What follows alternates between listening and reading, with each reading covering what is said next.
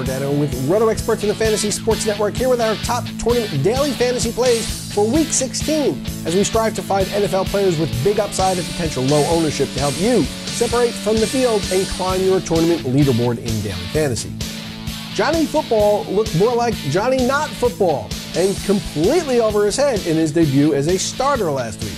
The awful performance is likely to scare many daily fantasy players from even putting Manziel on their radar.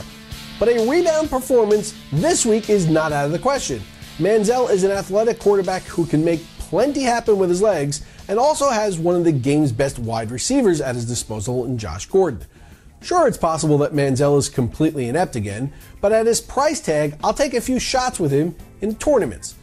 He doesn't need to consistently move the offense to be productive in fantasy. Just one or two big plays on the ground or through the air to Josh Gordon will do the trick. The Panthers are ranked in the bottom half of the league in pass defense according to Pro Football Focus and Pro Football Outsiders.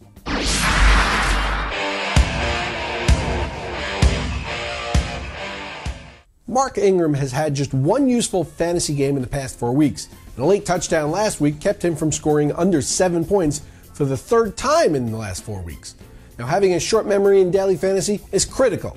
While some of Ingram's recent performance can be attributed to the regained health of Pierre Thomas and Kyrie Robinson, the biggest takeaway for me is that Ingram's fantasy stock is heavily tied to the Saints' team's success. This makes sense as Ingram is the team's primary back in obvious run situations and goal line back, so game script is critical. When they're in the lead, his carries go up as they use him to bleed clock. When they score, there's a good chance he's involved due to the amount of red zone work he gets. In 4 victories, Ingram's averaging 20.9 DraftKings points. In 7 losses, he's averaging just 13.3. This week, the Saints are 6.5-point favorites at home with a high 55.5 total. They'll face an Atlanta defense that has allowed the most fantasy points per game to opposing running backs.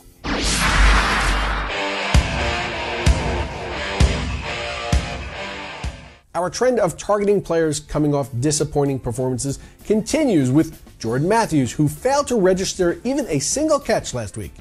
Let other DFS players get overwhelmed by recency bias, and we'll continue to run out players with high profit potential. Matthews is well underpriced at $5,100, and prior to last week, he had averaged just over 7 targets per week since the bye, including a team-leading 10 red zone targets. Matthews is a lock to rebound this week against a Washington defense ranked dead last in pass defense according to Football Outsiders. With the Eagles having a healthy team total of 30, you'll be hard-pressed to find a higher upside quarterback-wide receiver pairing than Sanchez and Matthews for less than $12,000.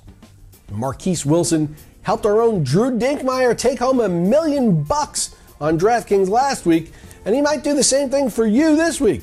Now, don't be turned off by Wilson's low catch total last week and a difficult matchup against the Lions, as you won't find any wide receiver at his price point with a better combination of skill and opportunity.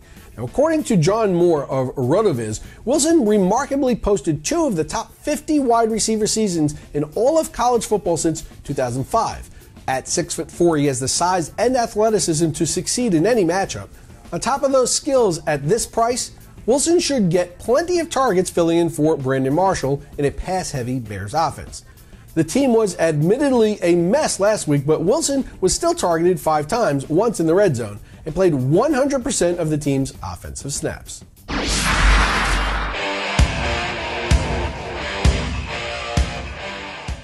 Greg Olsen often gets overlooked in tournaments as he doesn't come with the same hype as top tight ends such as Rob Gronkowski and Jimmy Graham, but he's more expensive than the rest of the alternative options.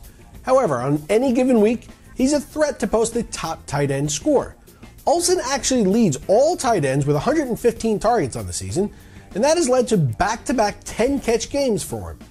His ability to post huge reception totals on a PPR site and subsequently challenge for the 100-yard bonus gives him the requisite upside for tournament option at his price tag, even if he's less likely to find the end zone than Gronkowski or Graham.